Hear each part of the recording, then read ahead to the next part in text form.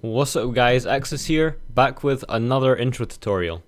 It's been a while since my last intro tutorial, but today I'm going to be showing you how to create the slug intro in Cinema 4D, just a stock render. Originally I used Octane. If you want to go and check out the original, it'll be in the top right hand card annotation.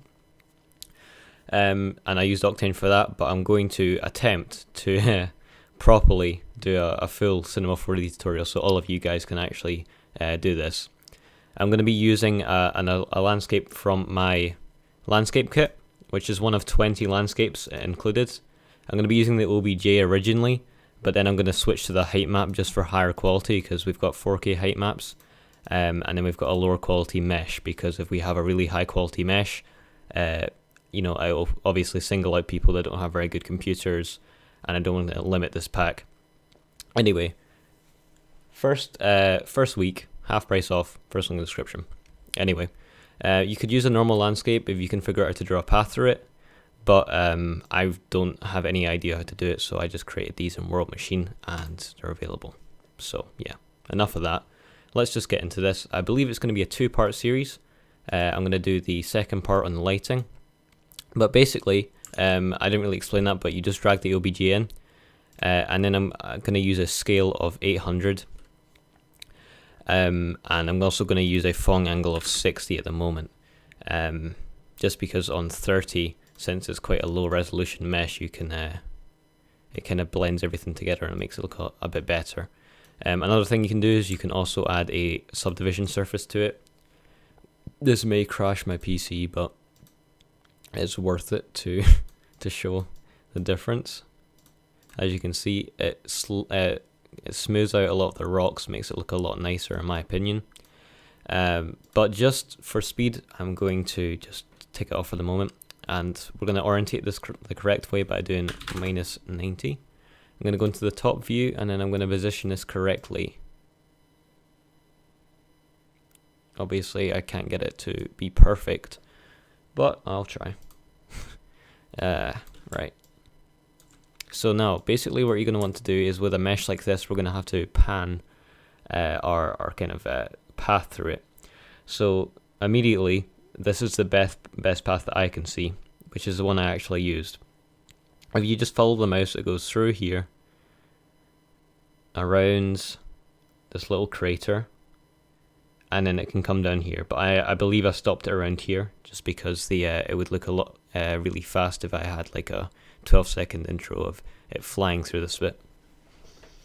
So now what we're going to need to do is we're going to need to draw a spline through this, but luckily if you're anything like me and you can't draw, Cinema 4D does a lot of the drawing for you.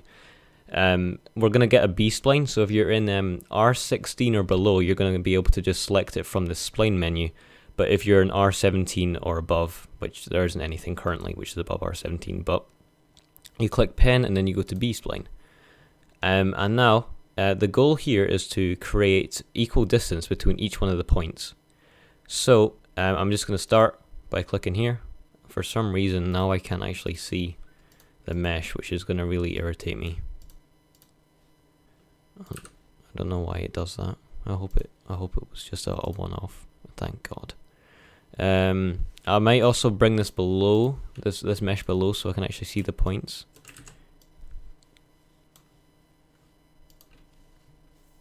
Yep, there we go, we can see the points.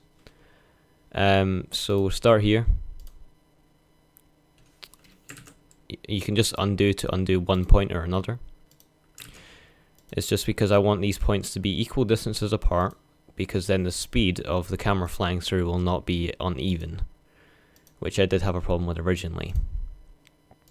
And also you want the curves to be kind of as smooth as possible, which brings in another challenge, I guess. So I'm just going to go all the way to the end for consistency purposes. And there we have it. That's a really rough spline. Obviously I want you to spend more time on it, or you should. So there's our spline. So now all we need to do is we just need to go and get a camera, and then the idea is we go and get a line to spline, And what we do here is we just drag the spline, or we can click on this little selector and select the spline. It's all janky at the moment, but we'll fix that. Also, we want the spline to be kind of inside and flying through the mesh.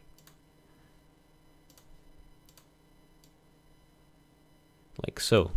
Now, a problem that I was having was obviously when you're flying through this, it's not going to look forward. And how I fixed this, I don't know if it's a perfect way to fix it, but it's a really quick and easy way to fix this, is that you actually align an object, just any piece of geometry to this. So we can do align to spline on a sphere, for example. You can even turn down all the segments to 0, because you're not going to be able to see this, because we're going to make it invisible when we render it by doing this. And then we're going to just align this to the same spline that we've aligned the camera to. And then if we move this slightly ahead, like even 1% ahead, what we can do now is we can go to the camera and go to target and target this sphere.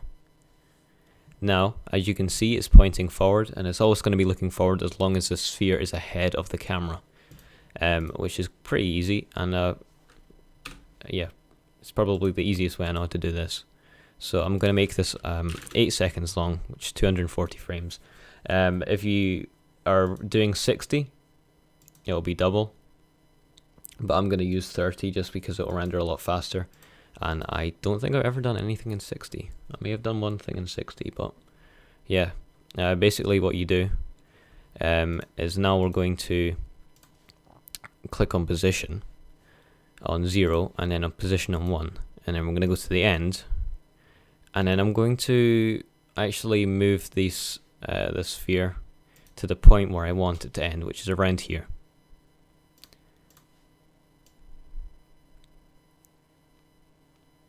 We also may have to change heights and stuff, because look, we have little raises in the geometry, and it may make it look a bit better if we have a bit more interaction like that. So now just click the stopwatch on that, and then we'll go back to the start and do the exact same thing. We've already keyframed the camera. We go to the end and keyframe this. We'll check what percentage is that, 51, so we'll go to 50. We'll see how this looks now. Yep, that's way too close. We'll go a couple steps behind, and then we'll go back to the start, and I'll scale this down just so you can see a bit better. But as you can see, we've got a bit of slowdown. Obviously my points aren't perfect at the moment, but it's perfectly following, which is what we want. And now we can hide the sphere because we don't need it anymore. And now I'm going to work on removing or eliminating the speed ups in this spline. So I'm going to delete one here. It's kind of hard to see the distances. That's a big distance. I'm going to try and make them as big as possible. So I'll move this one over here. This I don't know if I'm going to be able to. Yeah, no, wait, that's fine. That'll be removed and put this over here.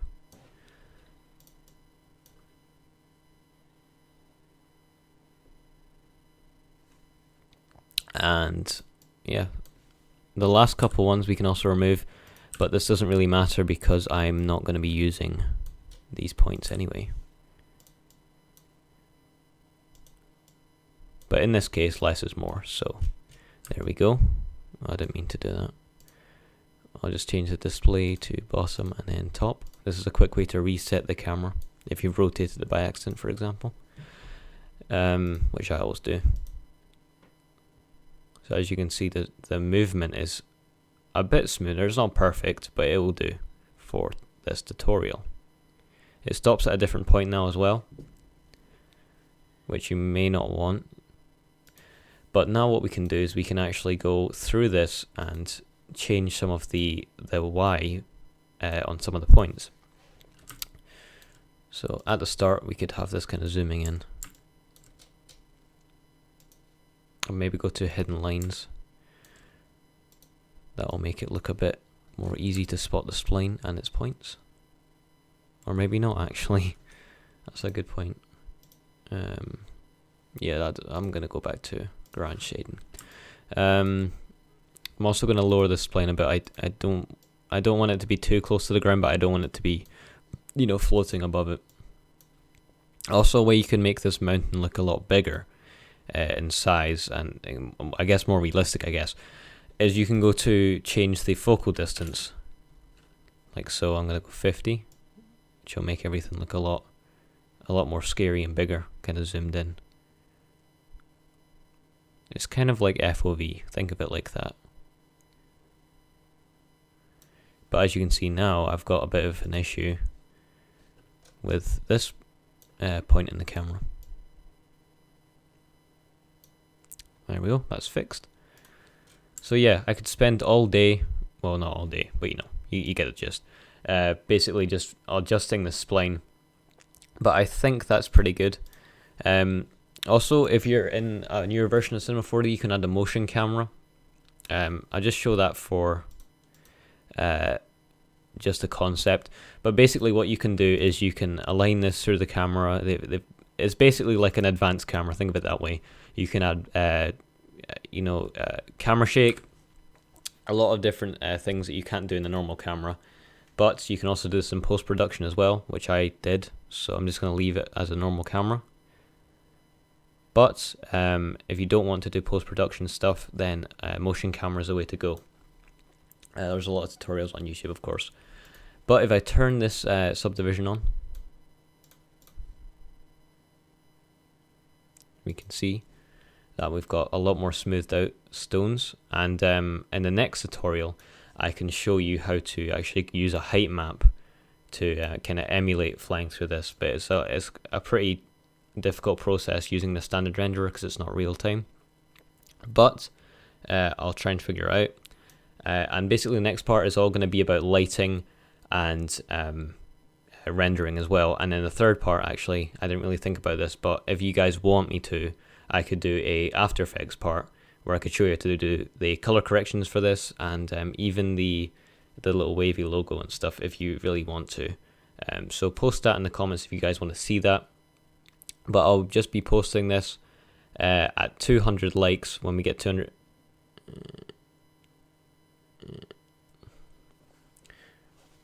So I'll be posting the next part in the next couple of days. Remember to like if you guys enjoyed and comment if you have any questions. I'll try and get back to you. So thanks for watching. I'll see you guys in the next tutorial.